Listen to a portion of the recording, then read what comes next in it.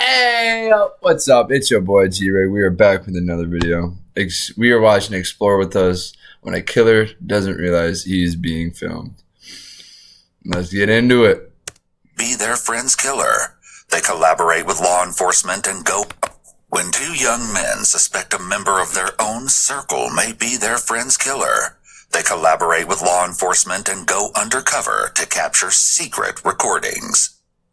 Why did he say that? Why did he say he just wanted to talk to me? What the? What the? Oh my God. Oh, what you got? Leave your hands out of the vehicle. Beloved cheerleader Emma Walker was just a few months into her junior year at Central High School in Knoxville, Tennessee, when her life met a tragically abrupt end.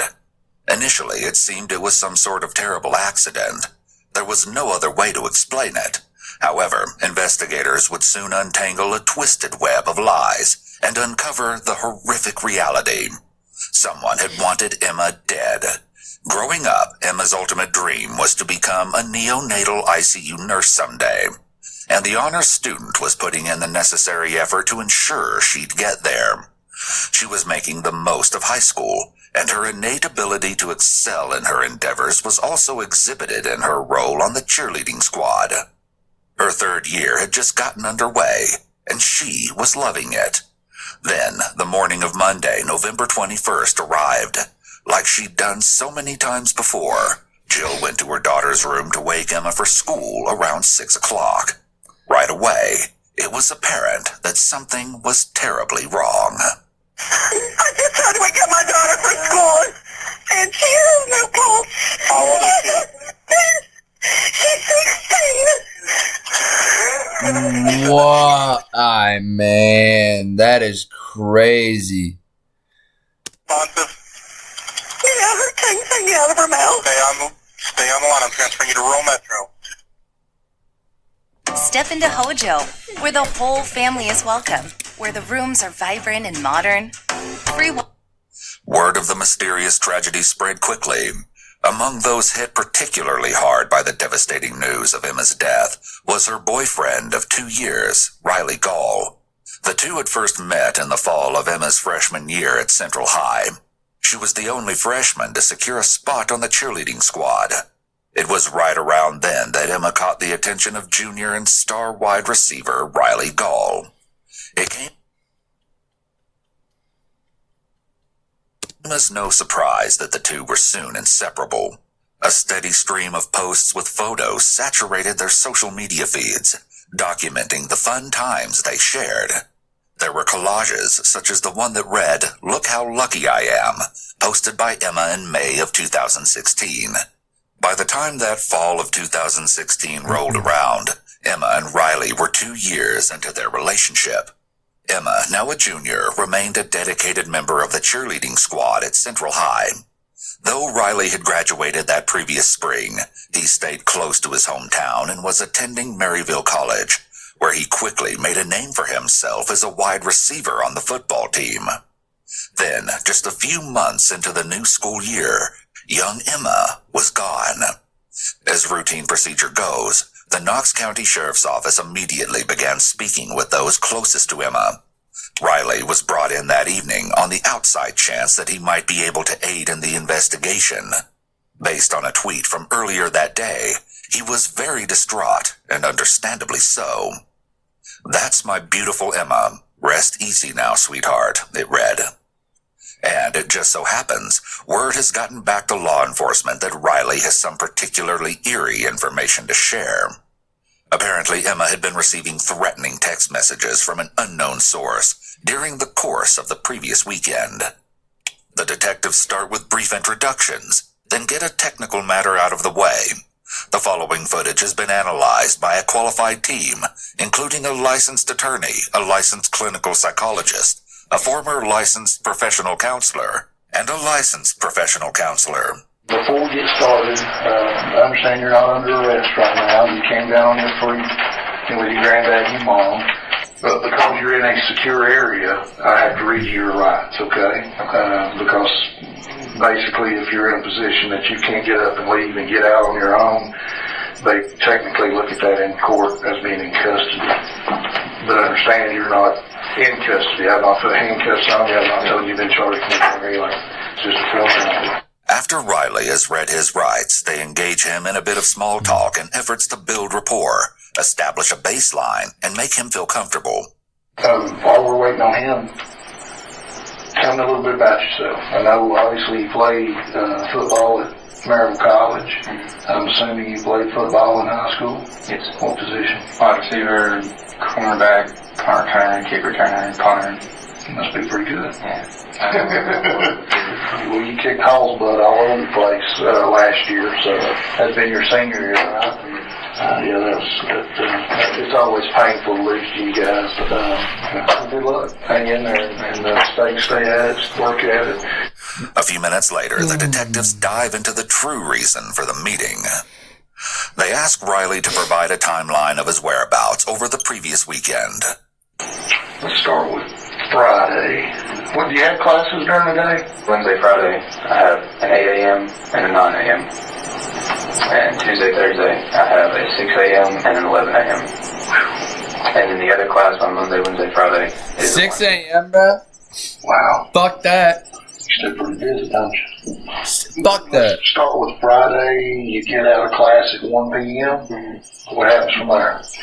Riley explains that he headed to his grandparents' home that evening, then went to his friend Noah's home shortly after, where he spent the night. Then, according to Riley, his seemingly normal morning took a chilling turn. And it all started with a message from Emma. And she was kind of acting frantic over the phone. And she said that someone was trying to get into her house. Somebody was dressed in all black. They had a face mask on. She said that she saw them. She said she thought they were just taking a walk in the neighborhood. And then when she passed them to pull into her driveway, they put on a pair of glasses.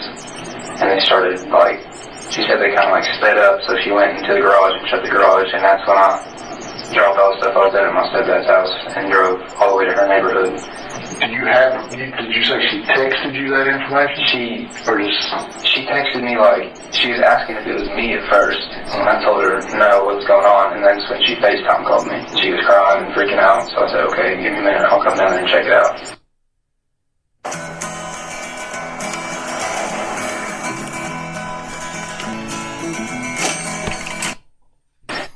Riley raced to Emma's home, and approximately 10 minutes later, he arrived. I went to her backyard, made sure, nobody was back there, checked under the porch and everything. Mm-hmm. Looked up and down the street. But by that time, the would-be intruder was gone. Still, a residential surveillance camera captured a few seconds of footage as the man walked down the street. Riley returned to Noah's house somewhere around 8 p.m. and stayed the night once again.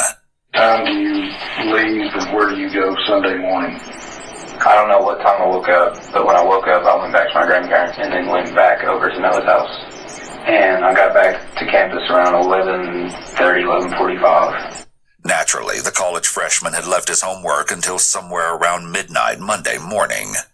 I got back up to my dorm, and I tried logging in onto my Maryville College email, but I realized I couldn't because I was logged in on my grandmother's laptop back in Knoxville, and it was late, almost 12:30, 12:15 or 12:30 around there, so I didn't think they were awake, so I drove back to Knoxville because I needed to do my homework, and I logged myself out of the laptop at my grandparents' house. My grandfather was awake though. He saw me log out of the laptop, and from there I left. It's intriguing that Riley felt the need to emphasize how his grandfather saw him log out of the laptop, almost as if he's expecting. Bro, I'm not gonna lie, yeah, because they're fucking pulling him in and his girlfriend was just murdered.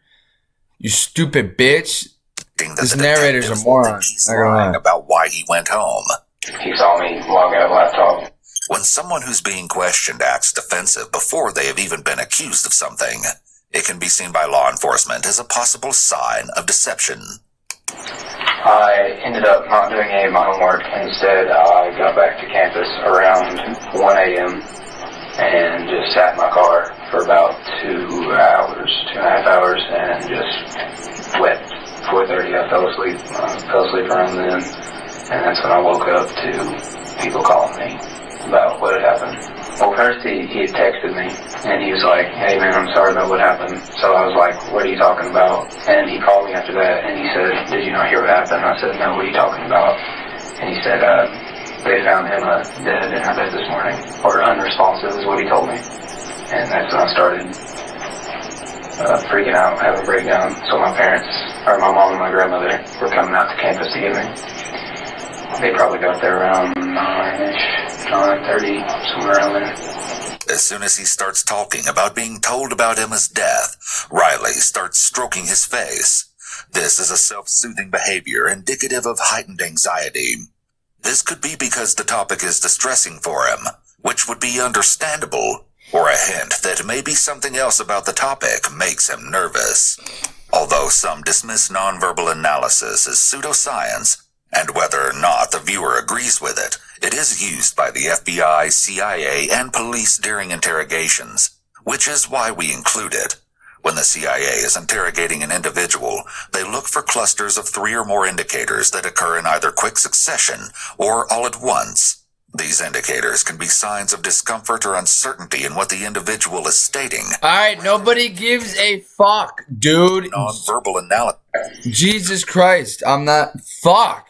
Their house. Holy over-explaining. The king got you, that's where you went. Back there, I spent all Like, not trying to rant, but we're trying to fucking watch this shit and homies interrupt. I spent all day at my grandparents' house today. Until now. Gotcha. After a comprehensive run-through of Riley's previous weekend, the detectives transition to the sensitive subject of his longtime girlfriend's unexpected death. Perhaps Riley can provide something for law enforcement to go on. A detail that may seem insignificant to him may be the very information needed to crack the case. Tell me what you know about Emma's passing. I know there's been all kinds of rumors and speculation. What have you heard? I've tried to tune all of it out because I've heard so many different things. I've heard she just passed in her sleep. I heard she tried to commit. I heard a stray bullet came through the wall, but that made no sense to me because it's her room. If a stray bullet hit the wall, it would have to be from the backyard because that's where her window is. I don't know. That one didn't make sense to me, but those are the main 3. Who have you talked to? Where have you heard these rumors about passing in her sleep and all that stuff? I've had a bunch of my friends visit me today at my grandparents' house, and they would just tell me different stuff that they've heard from different people. Okay.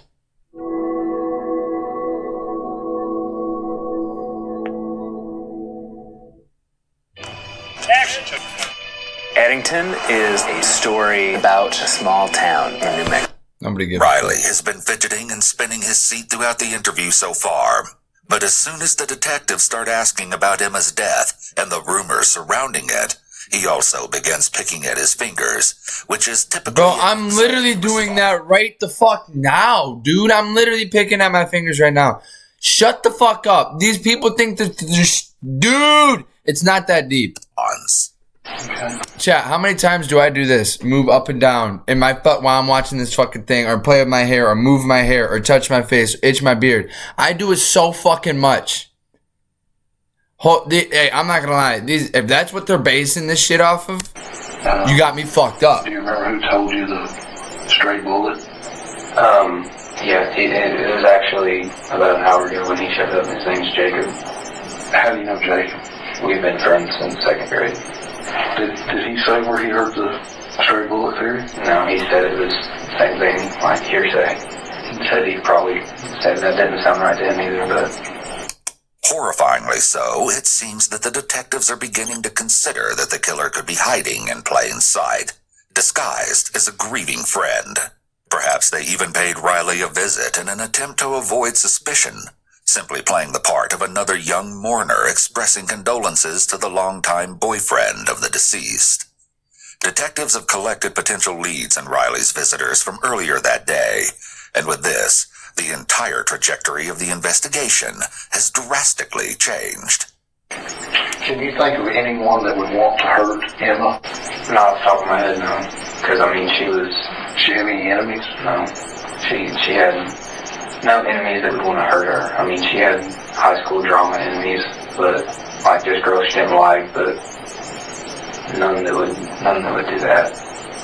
She kind of got along with everybody. I mean, I don't know.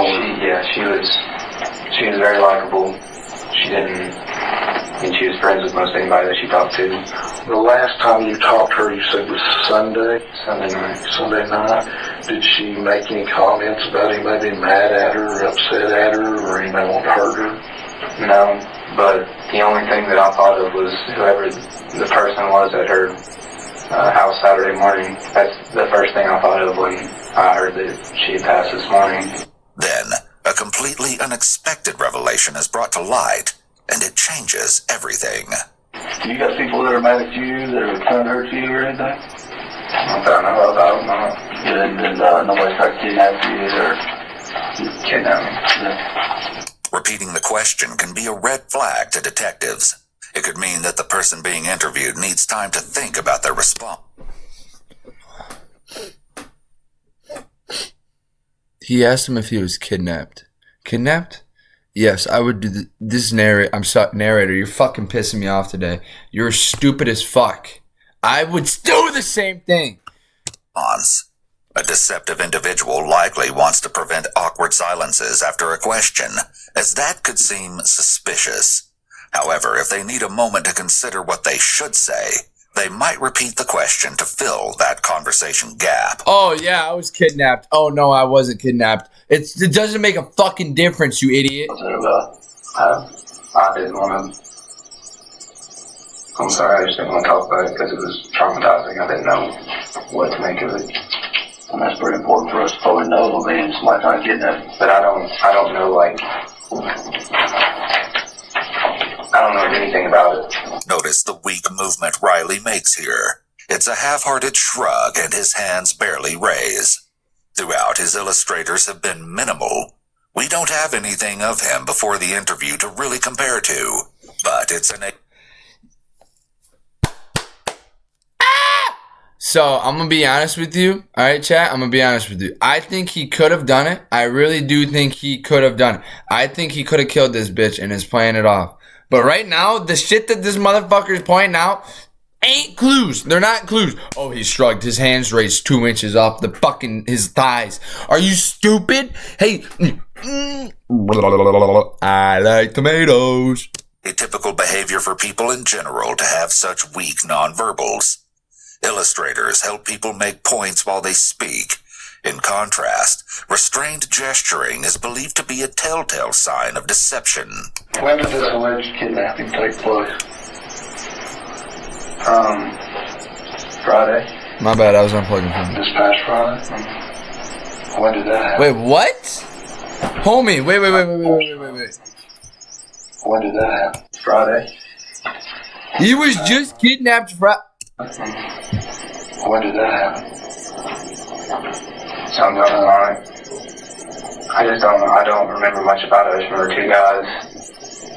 Literally, I was Friday night before I got to went up to my stepdad's house, and I pulled in the driveway, and this van pulled over across in the semicircle, and these two guys were like walking across the street. I didn't think anything of it because they weren't like in a rush.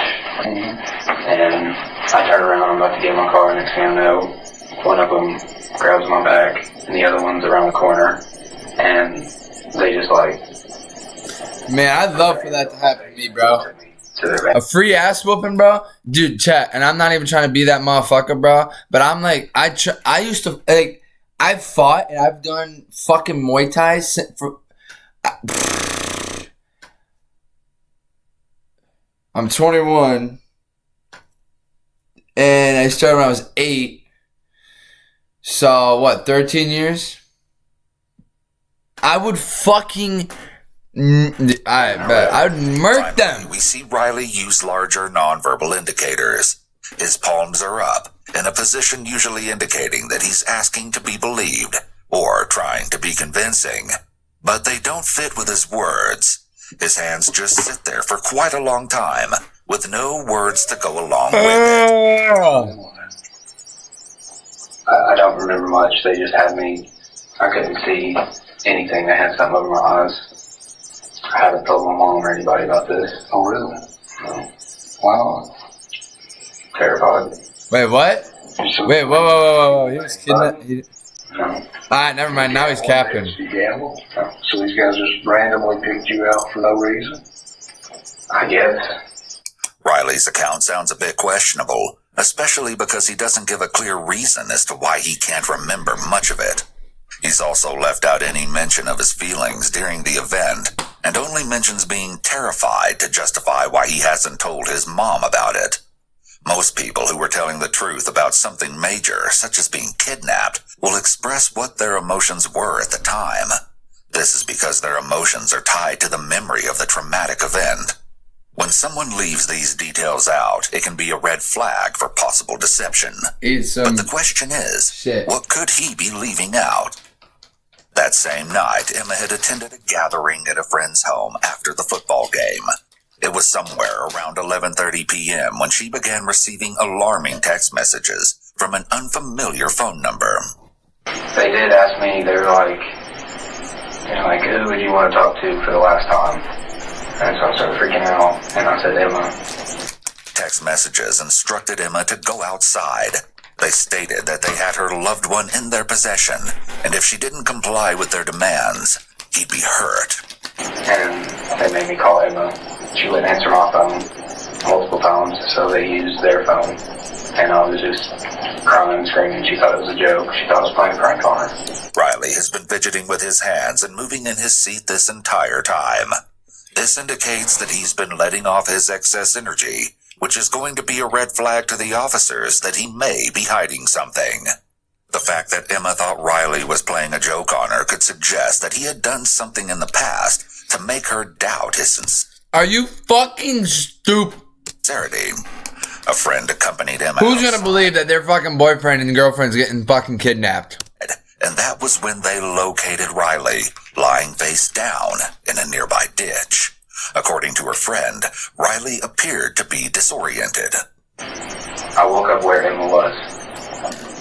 Where was that? In her friend's yard. It's right off Castle Pike. I literally remember my head ached for the rest of the night when I got back to Nose after that. Did you tell no one else about it? Yeah. They thought it was messing with them. That's why I haven't talked to anyone about it, because no one would take me seriously. It's interesting that Riley still hasn't asked exactly what happened to Emma. Most people would ask at some point, while maybe not early on, since they don't want to interrupt investigators. They wouldn't want to sit through the entire interview without asking for some kind of information about what happened. This is likely a red flag to detectives. After acquiring the information they need for the time being, the detectives conclude their interview with Riley. I do want to thank you for coming in and talking to us, Riley. I do appreciate that. It's clear that investigators know Emma didn't take her own life, but instead believe something far more sinister occurred. Though the information hasn't yet been made public, they're aware that Emma died as a result of a single gunshot, the bullet having traveled through the exterior of her house before striking Emma in the head. Somewhere around this time, it fucking domed her. She got head tap. Oh, my bad. She got shot in the fucking head through a wall. That's like a collide if you think about it. Wall tap? What is that? I don't know what you call that. I haven't played COD in forever, like a year. Law enforcement is approached by friends of Emma who strongly suspect they know the identity of the killer. They want to assist in the investigation.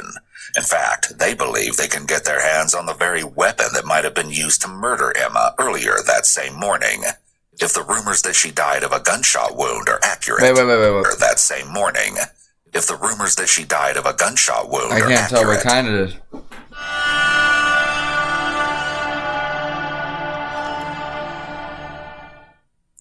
What the fuck was that, dude? What do you typically offer for this role? It's competitive. And if it was a number, it would be...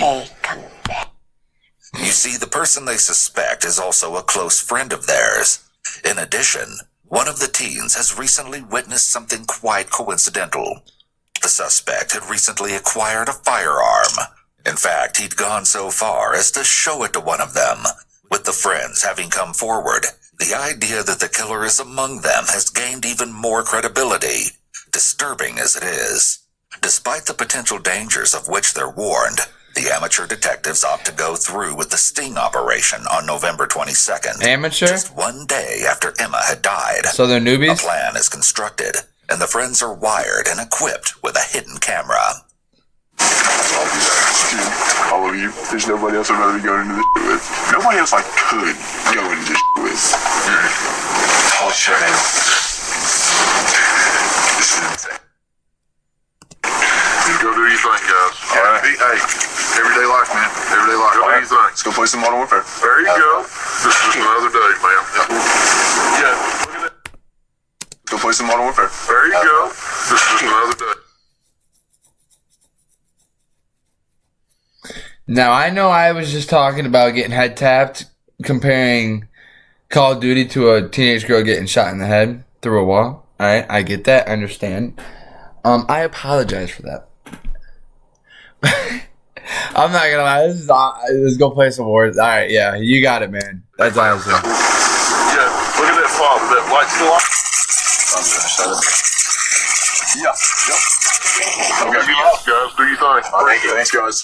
And with the short briefing from detectives, the precarious mission headed by a brave couple of teens is underway. The friends return to one of their homes and prepare for the suspect to arrive. So, dude. Okay, that's a bit. Me and we're back in the crib. Yeah, that's fine. Okay, yeah, I'll walk out there. Alright, I'll see you. Why did he say that? Why did he say he just wanted to talk to me? No. Holy why does he really talk to him a lot? I don't know, man. I don't know. All I can think. Don't do it. Hey, homie. Hey, hold on. Okay, I know I just stuttered fucking 14 times right there. Listen, if that's my homie, I'm like, all right, you go up. No, you wait right here. I'm gonna sneak out real quick. Because I know every crevice of my friends' homes. I know everything. I know the windows I can go out, everything like that. So I'd find one of those windows, sneak out, go around. That motherfucker looks anything suspicious. I'm going to find the nearest tree, nearest bush. He ain't got, guys, I was the best Ghost in the Graveyard player and hide and go seek hider. All right. I'm the GOAT at all sneaky shit. All right. Get up behind him. What you gonna do to my homie, man? What you gonna do to my homie, man? About is that he really trusts you already. Which, I mean, yeah, because I've just been bullshitting him harder. Mm-hmm. Alright, FYI, guys, my roommate is not home. He's going to be at work till about like 1 or 2 a.m. tonight. One of the friends updates law enforcement who's listening in. The suspect is due to arrive in just a few minutes. The hidden camera is strategically placed just before the suspect enters with his friend, and both take a seat on the couch. Apparently, the two had a short conversation outside, and the suspect would like for his friends to accompany him on an errand of sorts. But before they get to that, they speculate on Emma's potential manner of death. We know that very little information has been made public, and they only have rumors to go on. Well, 2 of them at least. We suspect that the third knows everything. They would have automatically ruled out any kind of suicide, or I mean, not ruled it out, but like, if she would have got shot through the wall, you don't just get shot and die instantly unless you get hit in the throat or in the head. Yeah. Unless you got shot directly in the heart, but still even that, like, you're gonna feel that, wake up and be able to try and like crawl out of your bed. Yeah, it doesn't make sense. Like, I still don't understand how she died. It's likely that no part of this discussion is medically accurate, but the undercover friends play along in an attempt to get more information from the suspect. And the speculation continues. I don't either, but if like she got shot through the wall, then she would, like, say it hits her in the stomach. Say somebody shot her on the wall, hit her in the stomach. She's going to wake up. You don't just get shot and just lay there. Yeah, I don't see how she wouldn't scream or something, like anything. And she just like, unless it was just like a ridiculous shot. If it hit her in the head, then they would have saw that. Well, yeah, but you don't know see that though. They could have walked in and seen her just. Well, it was a murder investigation from early that morning. As far as I know, like they never. They always don't know anything about how she was found or when she was found. Because I'm not gonna lie, homie's breathing heavy as fuck. Yeah, exactly. Whatever they always knew it was whatever all you hear it from could not be true. They knew it was all started from the first second because they put in protective custody. The suspect is clearly alarmed by this information. The thought of a friend having been murdered would be quite devastating to hear. However, it's much more probable that the shock is from knowing that if her death was in fact a homicide, then law enforcement's main focus will be to locate the killer. Which brings us to our next important topic of conversation. But I'm trusting you guys, like, with my life, because, I mean, this is 70 years in jail if I get convicted of something I didn't do. And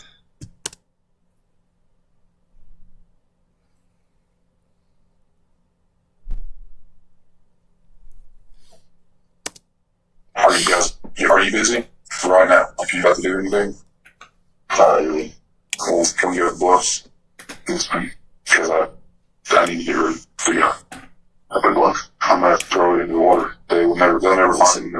I'll try to get the water with like rocks. Well, we did it with beer logs. Sure. We can go on that, the smaller ledge that really looks out of the water. I mean, I got your back, man. I just need Christ, dude. I got your back. If it's in the Tennessee River, they will never find it. So that's why I just want to eliminate that from the equation as a whole. I feel you. Cover your bases. Cover your bases. I mean, I feel you. That's your decision. Well, do you guys want to go right now? I'm fine. Let me grab a snack. I'm starving. Want a hot pot? Bro, I'm not gonna lie, that's the most teen shit. Yo, let's go throw away this gun. Wait, real quick, let me smoke and get a hot pocket, bro. Yeah, I'm not gonna lie, bro. I would love a hot pocket. Ready to elevate your education and training? You know, if that was me, I'd be sitting right when he got up. I'd be fucking talking to him, just risking it. Earn your master's in education. After preparing a couple of Hot Pockets, the teens depart en route to an area that overlooks the Tennessee River, not far from the University of Tennessee campus, known as the Bluffs. It's possible that the suspect isn't just looking for moral support here. By involving his friends in the disposal of the gun, he's likely trying to protect himself. If he gets them to help, they'll be more likely to follow his plan of lying to the police about what they know of the gun, and he'll be able to hold their involvement over them. They won't want legal consequences for their part in getting rid of potential evidence, so they'll feel more motivated to lie for the suspect. He's turn left on the side of the street. I'm gonna try to jump the fence, my quiet, and snatch it off. Is that you? Well, go around to the church. Alright, I'll be back. If you're not back in 10 minutes, we're coming after you. Less than 4 nerve-wracking minutes later, the suspect returns to the vehicle. I just want to throw it and be done. Oh God, I can feel it. Like I just don't know. I think there's gloves up here too, so I can put those on. Well, I'm saying like the glove. I think there's gloves. I think we can use them. Then I'll just put the gloves on and take it out. Crazy. I'll fucking go. I'll carry it up. Gloves on. Get to the top. Throw on them bullets individually. Then we throw the clip. Throw the gun. Judging by the fact that the suspect keeps repeating how he wants to get rid of the gun, it seems that he's assuming that getting rid of the gun will mean that police will not have any evidence that points to him. They make one more detour and stop for some gas and fast food.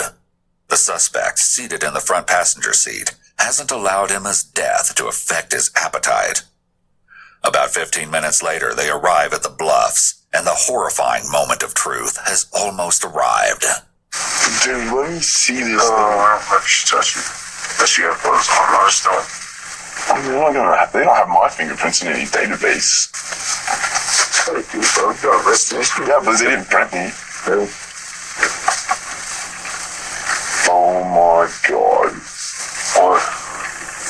This is a real gun. The The utter magnitude of the reality has to be overwhelming as they lay their eyes on the very weapon that they believed was used to end Emma's life. Then, seemingly out of nowhere, the teens are rudely awakened to find that they're not alone. What the? What the? Oh my god, man. What the? What the? Everybody put your hands out of the vehicle now! Damn it, dude. Yep. Hold what you got!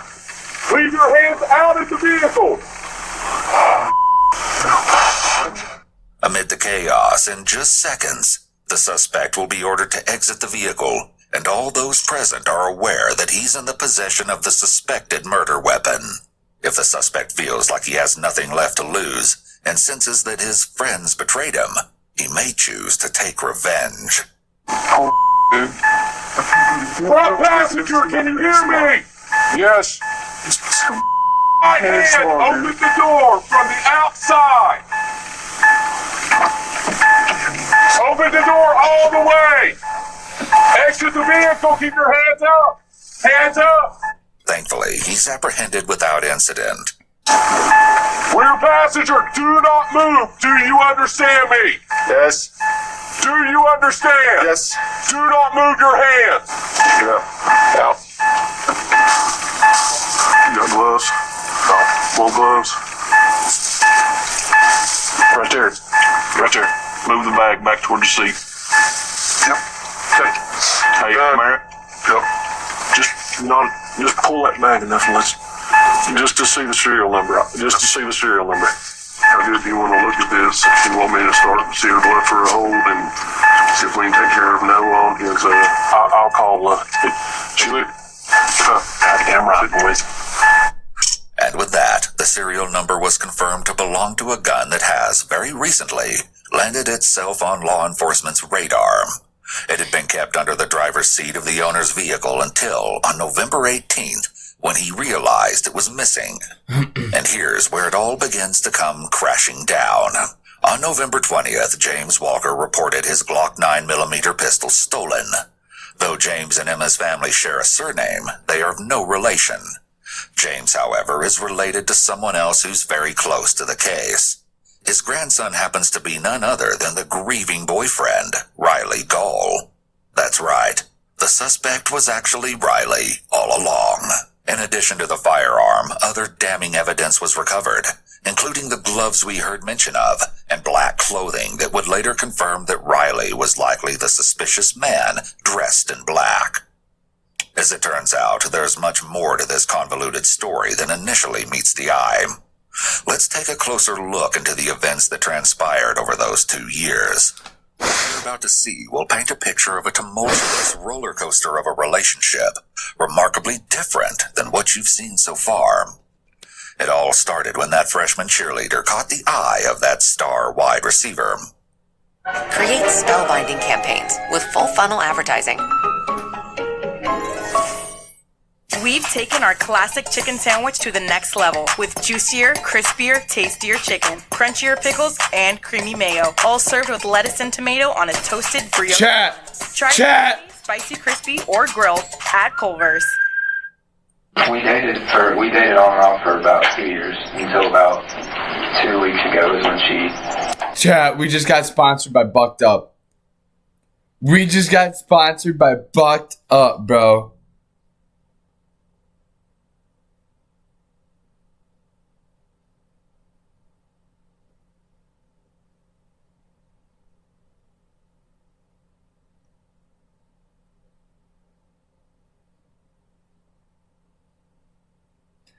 Oh my, I got goosebumps right now, man.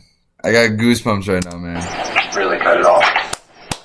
I cut it off in the past before. She cut it off before. Just kind of went back and forth. What? It was when she really cut it off. I cut it off in the past before. She cut it off before. Just kind of went back and forth. It would be months at a time, and then we'd have a small fallout, and then we'd get back together. It wasn't far into the relationship before Emma's friends and family began to see concerning signs. Emma's friends observed Riley exhibit behavior that they could only describe as controlling, possessive, and clingy. Riley wanted Emma to himself, and according to Emma's mom, Jill, Riley even attempted to control what Emma wore. This sort of jealousy and possessiveness is typical of abusive relationships. The perpetrator essentially treats the victim like a possession, rather than a human being. It is common for perpetrators of abusive relationships to have antisocial personality disorder. Individuals with this personality disorder often have a need to dominate others and use others to fulfill their own emotional needs. Along with this, Riley quickly became obsessed with Emma and their relationship. Their relationship seems to have followed the 3 stages of obsession. The first is the absorbed stage. The initial attachment is extreme, and everything becomes serious very early on. The obsessive partner places the other partner in a specific role, which is consistent with Riley's attempt to dictate what Emma wore. What the hell? Next comes the agitated stage. As the relationship progresses, the obsessive partner increasingly attempts to control the other. They text, call, or email numerous times a day. They're jealous of anyone or anything that takes time away from the relationship and attempt to isolate their partner from friends and family. The third and final stage is the aggressive stage, which typically starts when either previously successful attempts at controlling the partner have failed, or the partner has ended the relationship. At this point, the obsessive partner ups the ante. They may suddenly show up to places uninvited. They may alternate between pleas to reunite and vows of vengeance. For some desperate or disturbed individuals, the behavior can escalate to stalking, threats, or physical violence. As it turns out, in the midst of those breakups Riley referenced, he'd send Emma the most vile of messages through social media. Among them, "I hate you, I hate everything about you," and "You're the biggest I've ever come in contact with." The messages eventually escalate. I mean, there's been a lot worse shit said. I've personally called a woman a bitch and worse shit that I didn't. Not that I was no. Not that I was ever in a relationship with. But like women I don't like, hell yeah, I will bitch them the fuck out like they're a man. I treat everybody equal. That's my. What do you mean, bro? Like if a dude's acting like a hoe and a bitch, I'm gonna call him a hoe and a bitch. If a female's a hoe and a bitch, I'm gonna call her a hoe and a bitch. It's that. That's how it goes. To a whole new menacing level. Dudes, go to work. Stay with your woman. All right. The controlling shit, I do see a lot. Okay, I understand that. I do see a lot of that in a bunch of relationships. What I like to think to myself, and like if me and Maddie ever have a situation or something that comes up that we don't like, or that the other person is doing that we don't like, I will think to myself, do I do the same thing? Like, you can't tell one person what to do and then do the same, the thing that you told them not to do. You know what I mean? It's the MJ quote. I never told anybody to do anything I never did. That I live by that. I live by that, bro. I live by that. With one in particular reading. If you don't have Snapchat, they don't have Snapchat. If you can't, I'm just trying to think of simple shit. If you can't, what's another thing? I don't really know, because I don't deal with this bullshit, bro. Ain't nobody really. Yeah, no. That's like, if a female don't fuck with me, I'm like, all right, bye, deuces, bye, peace. Like, what? I'll go get your best friend. That's my mentality, bro. I'm never, like, yeah, I don't know. This is kind of weird. You're dead to me. I'll check the obituary. You. When Emma's parents caught wind of this, Riley was understandably no longer allowed in their home. They confiscated Emma's cell phone in an attempt to end communication between her and Riley, but the attempt failed.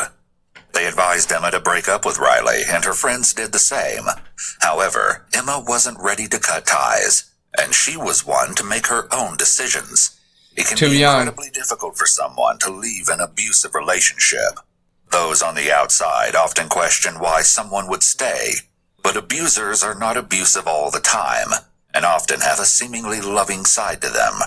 By turning the charm on, abusers are able to manipulate their partner into staying, or giving the abuser another chance.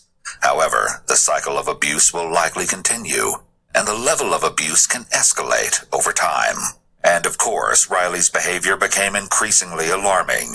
He began stalking Emma. He'd wait for hours on end outside the supermarket where she worked and continued attempting to speak with her, even after Emma's parents had forbidden contact between the two. What? Finally, somewhere around early November of 2016, Emma ended things with Riley.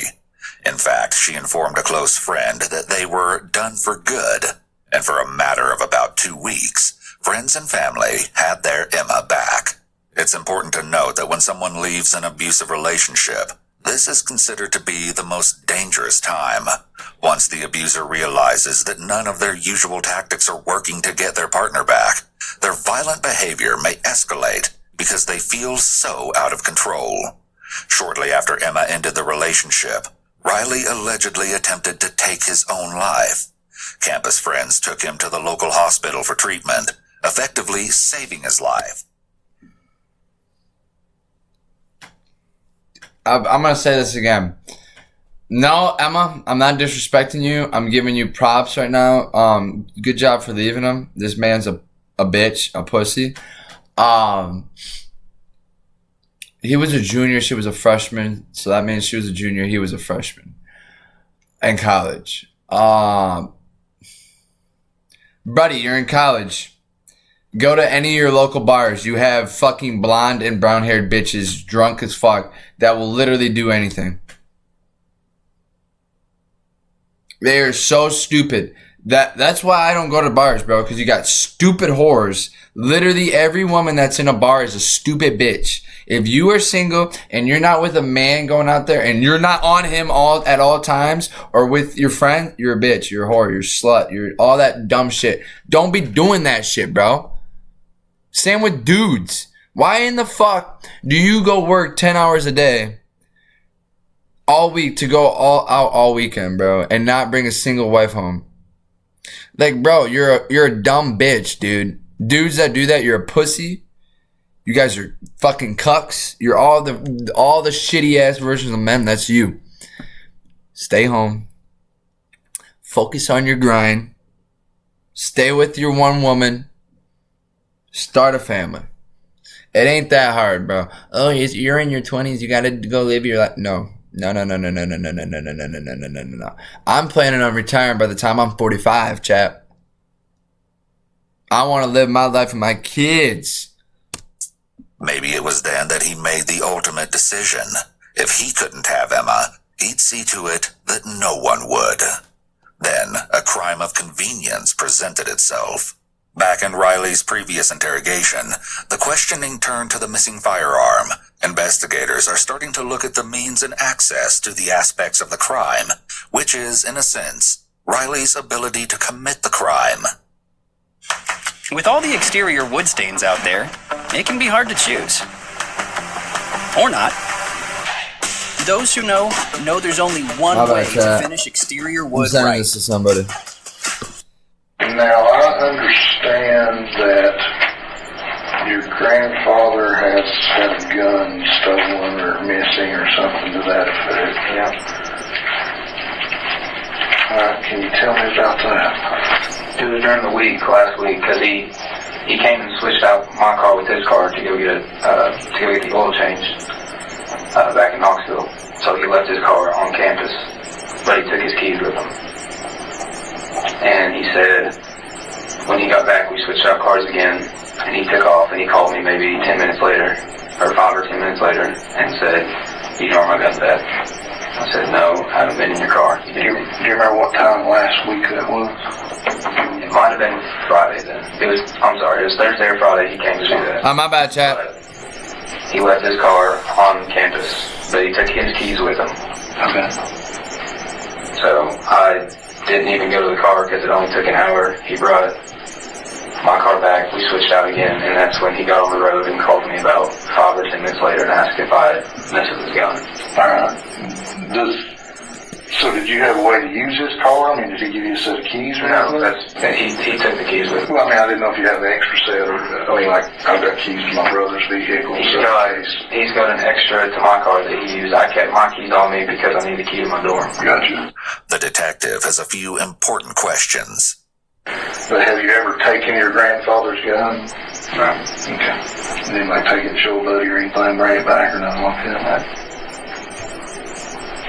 Do you have any idea where your grandfather's clock is now? Riley maintains constant eye contact here. While many mistakenly believe that eye contact indicates honesty, the opposite is true. Sustained eye contact typically indicates... Hey, chat, you can go to my YouTube and find any fucking video by this motherfucker. Anytime they say avoiding eye contact, that's suspicious. Stop, dude. dishonesty, as the individual is carefully watching to see if their story is being believed. I understand he told you about the gun. I had that gun because I was scared about what happened. I know you don't believe me, you probably don't either. Whatever, I'm telling you. I mean, I don't believe that, but I believe you more that you didn't shoot Emma, because that's a big step. Though we can't be sure which scary occurrence Riley was referring to, we know that the gun went missing before the weekend, and all the events that came with it even arrived. This simply cannot be explained away. Apparently, before Riley actually put the stolen gun to use, he made a couple of last-ditch efforts to reel Emma back in. There was the staged kidnapping, but Emma was wise to his scheming ways and told him to leave her alone. Riley retreated to his friend Noah's home, where he stayed the night, and you probably recall that Noah didn't even buy Riley's story of having been abducted. I mean, I don't believe that, but I believe you more that you didn't shoot Emma, because that's a big step. Did you tell Noah anything about it? Yeah. They thought I was messing with them. This could be an indication that Riley's friends know that he tends to lie or make up stories. Lying is another key trait of individuals with antisocial personality disorder. These individuals lie in order to manipulate others and get their needs met. Since people with antisocial personality disorder lack empathy, they're often indifferent to the fact that their lies and manipulation can harm others. After the staged kidnapping failed to win Emma back... Okay, I'm not gonna lie. Antisocial person... What?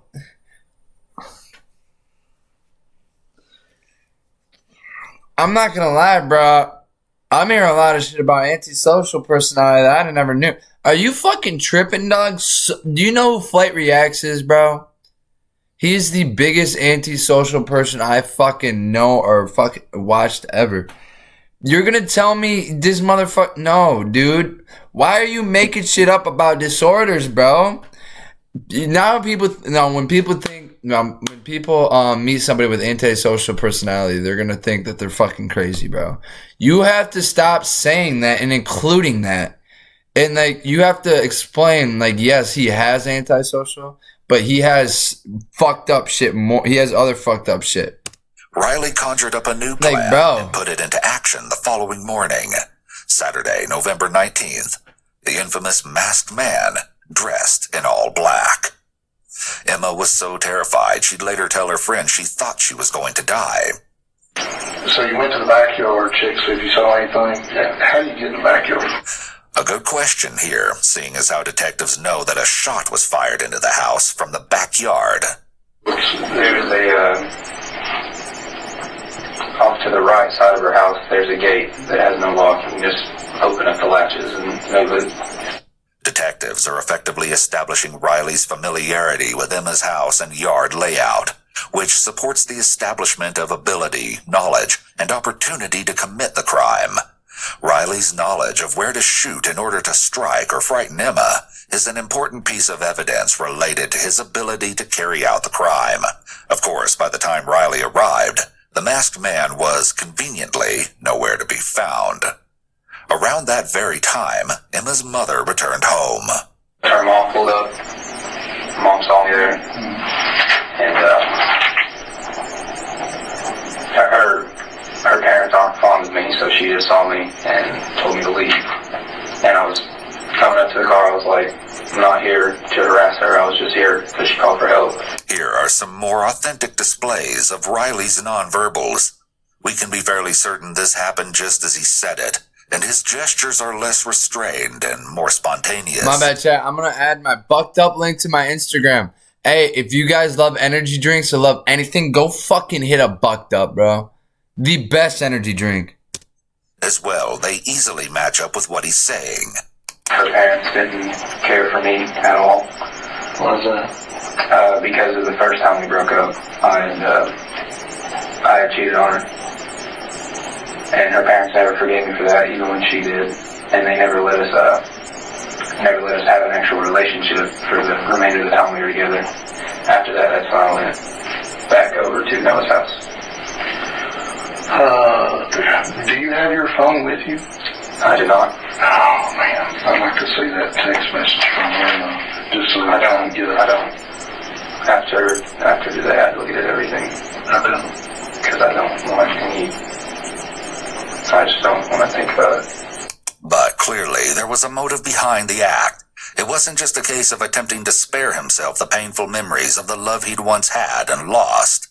The inspiration behind it was something much more calculated. He wanted to hide the contents of his conversations with Emma, and didn't want to leave behind any information related to his whereabouts on the night she was killed. Or maybe the text messages never even happened, and Riley is claiming to have deleted them to explain the absence of messages. It would later be found that another one of Emma's friends had witnessed Riley roaming the neighborhood that morning, dressed in all black. After these most recent failed attempts to lure Emma back into his clutches, Riley had come to a crossroads. Emma had drawn the line in the sand. She was done, once and for all. Riley, it seems, was faced with two choices. For one, he could choose to move on with his own life, just as Emma planned to do. Then, there was the other option. My bad, alright, I'm finishing up right now. Chat, my bad, I'm sorry. I can help you guys. Putting this shit in. Just 2 days later, his decision would be reflected in an utterly horrendous act. You probably recall Riley's story of how Sunday night played out. Well, there was more to it than he'd originally led the detectives to believe. In fact, he'd failed to include the most crucial details about Monday's earliest hours. But you said Sunday night that you left Noah's around 11. Yeah. You went back to campus. You said you got there around 11:45. I bet. From Mac's phone. From Mac's phone. Riley had borrowed a phone from his friend Mac Siegel, also a football player at Maryville College, because Emma had either blocked his number or refused to answer his calls.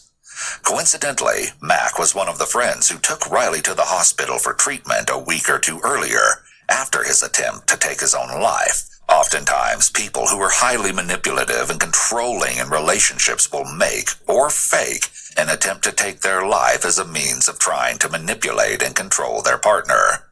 This is truly the ultimate form of emotional manipulation. This was the point where Riley realized he'd have to log out of his grandmother's computer in order to access his college email, or so he said.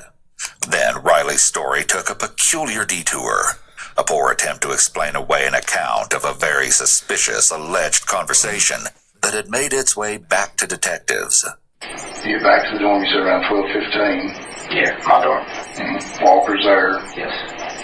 So, how do you have a conversation when you come in at 12:15 about how to get fingerprints on? No, it wasn't a conversation with him. I walked in there, and I was about to get on my laptop, so I was in there for maybe 5 minutes, and then realized that I had to go back to log myself out of my Maryville College email address. Mm-hmm. And he was like, hey, I have this rifle or whatever. He was like, do you know how to get smudges and stuff off, like the barrel, the handle, the butt, all that? And I was like, what do you mean smudges? And he was like your fingerprints, like the oil and dirt and all that. And I was like, I don't know. Riley has made a poor attempt to establish an alternate set of facts in order to cover up the conversation about removing fingerprints on a firearm. However, detectives likely believe they have established Riley's knowledge of guilt, despite the fact that Riley was in a state of despair after the phone call with Emma hadn't gone well. He took the time to research the question further.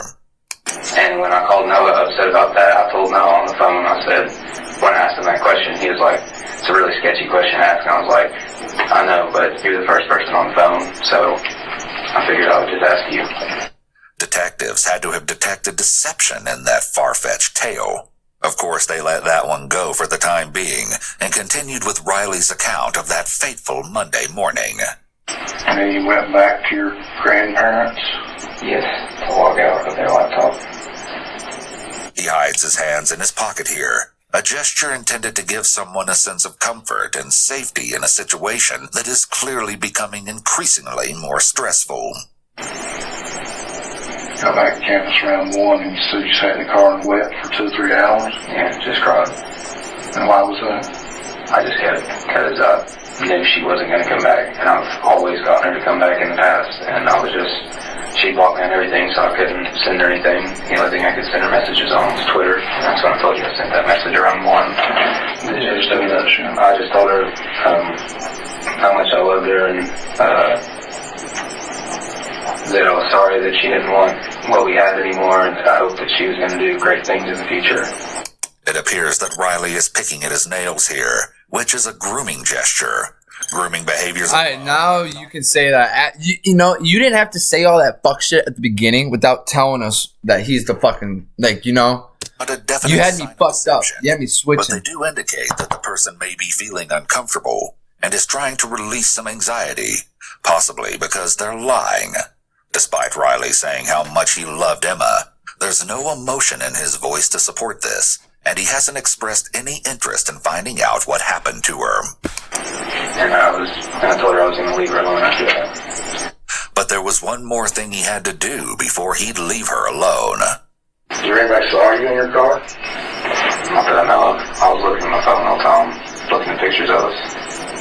For 3 hours? 2.5 maybe. I just sat there and cried. I've done that before. This window of time supposedly spent in his car is a convenient explanation of his whereabouts for those 3 hours, which we know was precisely the time that Emma was killed in her room. Also convenient is the fact that no one saw him because he was alone in his car. So a roommate, for instance, can't be questioned later and asked when Riley returned to the dorm that night. Riley, the master manipulator, is using his go-to tactic, his supposed emotional distress. The detective then deferred to his partner and asked if he had any questions. However, Riley was wise to the tactic. They were playing the good cop, bad cop, bro. Like, they legit, like, I didn't know cops actually did that shit, and they do. Because the one that was being decent was asking me all the questions, and then when he was done, he'd be like, do you have any questions? And then the guy would just be like, yeah, I was just wondering why you're a little foggy on who you're with, and you seem like you're kind of lying to it. And I was like, I'm not lying. Yet it didn't quite unfold like Riley had described. Boy, what the hell was that, boy? I was an ad. I was like, geez.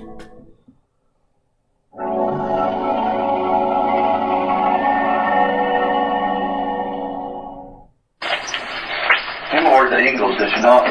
Yes. Have you ever had any disturbance or anything with her at Eagles?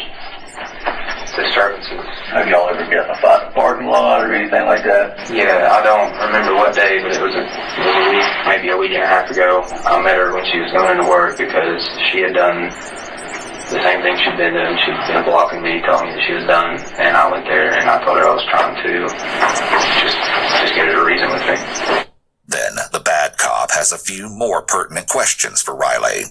And every time I've talked to somebody, the gun has come up, the Eagles apartment. You threaten her with a gun, they're saying that I may have a gun, I don't want nobody else to have you or anything like that? Not in the Eagles apartment. Not there, but have you done that before then? No, I've never done that. Why does people say that you may have a gun? I don't know. I mean, they're your friends. I mean, why am I wearing the same hood? Oh, no, I'm not. But I have the same hoodie right there, bro. Chad, I'm not even lying. That's crazy. That's crazy. I mean, it's Nike. Why would they keep telling me that you have a gun? I mean, help me understand that. So does Alex, Isaac, and Noah is your three best friends? 3 of them, yes. I mean, y'all so you spent all weekend with Noah, correct? We're close. Okay. I mean, are they liars? Are they dishonest? everybody's a liar. I mean, no, not necessarily. Everybody lies. I don't know why they would lie or why they got that common misconception that Would one of them have it? The gun? Yeah. No. You don't think one of them had it? No. Would somebody in your circle have it? Nobody could get to it. My grandfather always kept it under his car or under the bed. Naturally, Riley wasn't pleased that his friends had disclosed information about the gun they knew he had in his possession. His displeasure is clearly reflected in a text message thread between him and his friend Alex, shortly after Riley's only interview took place. "Why did you tell him about the gun?" Riley asks Alex. "They think I shot her because of it. Please text me back." Among Alex's replies, "If you didn't do anything, you have nothing to hide. Why did you tell me you were trying to get rid of the gun? You lied and said you already gave it back to your grandpa." Then, that evening, Riley followed up with some questionable legal counsel for both Alex and Noah. What I'm saying is if I have to go to court in front of a grand jury or anything and you have to testify, or if the cops come and talk to you again, whenever you talk to them, just be like, you were too afraid to tell them that you were on acid because you thought you were going to get in trouble. No, that's true. I would never mention that, Yeah, and if anything about that gun, just say, "You're high on acid, bro. Dude. I really don't know what was going on." He was just, like, Riley was just complaining to me about some stuff. I guess I thought I heard something about a gun, and his grandfather thinking that he took it. You know, if you tell them you're on LSD, you were drunk, and you were high, your mind was altered. Whatever statement you give them wasn't a straightforward answer.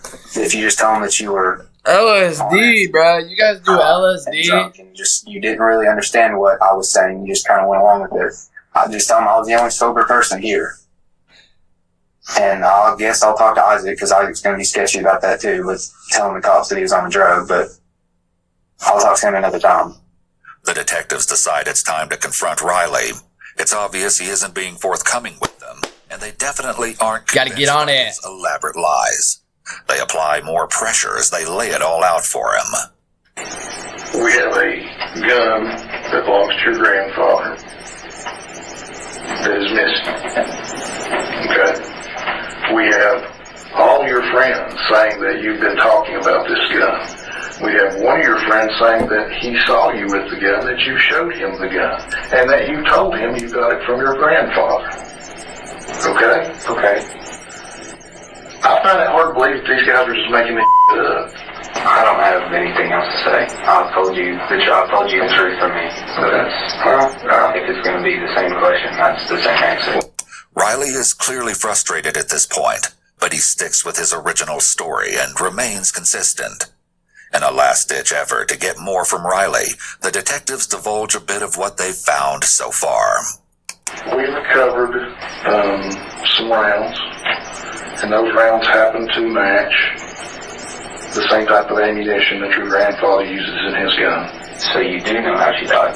And I didn't say that. I said that we have recovered some rounds, and those rounds are the same type of rounds that your grandfather uses in his gun. Look at his hand movement. Even while in his pocket, his hands shift up to cover his stomach when he's told the bullets match his grandfather's gun. When someone finds themselves in a vulnerable situation, they may put their hands over their stomach to comfort themselves and feel more protected. When a suspect doesn't show a level of concern that is appropriate for the situation, detectives will see this as a red flag. While it's true that people may handle grief and difficult news differently, having a complete lack of reaction to finding out the cause of your loved one's unexpected death would be unusual for someone who is innocent. Riley's focus throughout the interrogation has remained on himself, and he hasn't expressed any interest in finding out what happened to the girl he supposedly loved. Of course, we're now aware that he knows exactly what happened to Emma. Man. If I'm able to find your grandfather's gun, then I can match that to these rounds that I found and determine whether or not that gun and these rounds are actually from the same place. So, help me. I'm helping you. Okay. Help me, help you. I understand that. But Riley sticks to his story. Your timeline, while it's somewhat consistent, still has holes in it. There's one major hole in his story. You say you sat in the car for 3 hours and wept? Yeah, Let me ask you, did you call anybody during that time? Any friends or family or anything like that? Of course, Riley can't recall for sure. He'd have to take a look at his cell phone, which conveniently is not on him at this time. But with the help of local cell towers, Riley's path during those 3 hours is traced, and the findings completely destroy his story. Riley left campus slightly before 12:15 a.m., just as he'd stated. However, he didn't return until approximately 4:20 a.m. At the time Emma's death was estimated to have occurred, roughly around 3 a.m., Riley was clearly in the vicinity of Emma's home, nowhere near the college campus. This evidence is difficult to refute, to say the least. As the interview is coming to a close, the bad cop drops one more bombshell on Riley. Outside that house today. The bad cop, I like that. Shot a couple rounds. Because of what he said to his friends? The rounds that were found out there, hold on. Okay. The rounds that were found out there came from your grandfather's gun. I don't know where the gun's at. Well, who would want to shoot that? Who would want to take your grandfather's gun and take it to that house and shoot at that house? I do not know where the gun is. Do you know anybody who'd want to do that? I don't know anyone that would ever want to hurt that girl. Riley's detachment and lack of feeling for Emma is evidenced in the way he repeatedly refers to her as that girl, rather than using her name. This also allows him to distance himself from her. Riley remains unaffected by the pressure and is very confident, so much so that it almost seems as if this is something he's familiar with. Though Riley may appear unaffected by the pressure, he's rubbing his face, which is generally considered to be a self-soothing behavior. Then the detective proposes a potential explanation. I'm not saying that all this thing is trying to hurt her. Maybe somebody's trying to scare her or something. I'm not saying that that's happened over there. But I'm saying that the house was shot. No, I don't know anyone that would want to do that. The detective seems to be trying to provide Riley with a way out, a possible explanation that he can use, because it's likely easier for Riley to confess that he was trying to scare Emma, rather than confessing to intentionally trying to shoot her.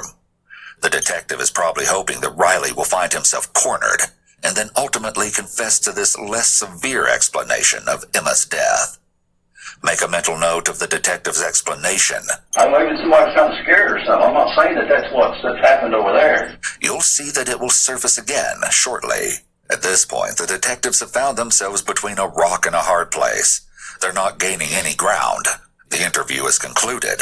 Riley seems confident that he's outmaneuvered the detectives, as if he already has this one in the bag. All-star, mother, and the fashion icon. Who? They interrogated me for 2.5 hours. If they could, they would have arrested me already. Riley is likely Who is that? confident that Chat, who was that? he gets rid of the gun, Anybody know who the that detectives was? won't have enough evidence to convict him. He may have an inflated sense of self-esteem and believe he can outsmart the police, and even get away with murder.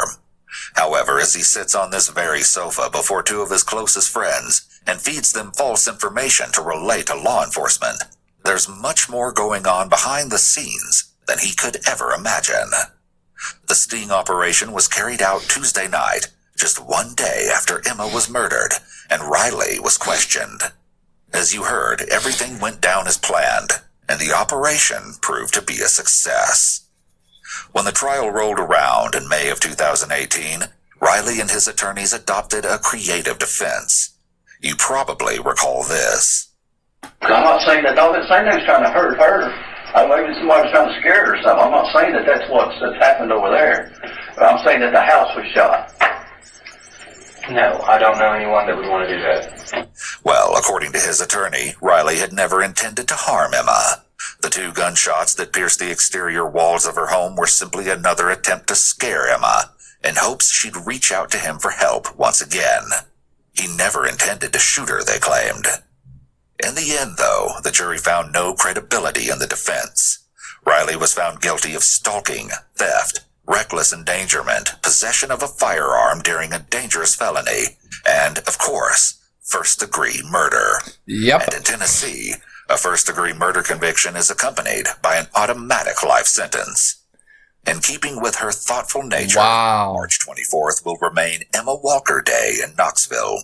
Hey. It will remain a time to recall the happy memories and perform R.I.P. random Emma. acts of kindness in memory of a kind soul whose life was cut far too short. Man, you guys got to be careful out there getting those girlfriends and boyfriends that are, all right? You get one little sign out, or the following. Get up out of there. Get up out of there. Ooh, this one looks fucking good. I'm not going to lie. I'm going to do this one next. All right, YouTube. Stay safe out there. Be smart who you bring around in your life. And, of course, go hit up Bucked Up. Use code G-reg, or Greg6, my bad, sorry. Greg6, lowercase everything. Greg6 on Bucked. You get a discount, and I get paid. Oh, I'm just kidding, guys. I love you guys so much. I'll see y'all in the next vid.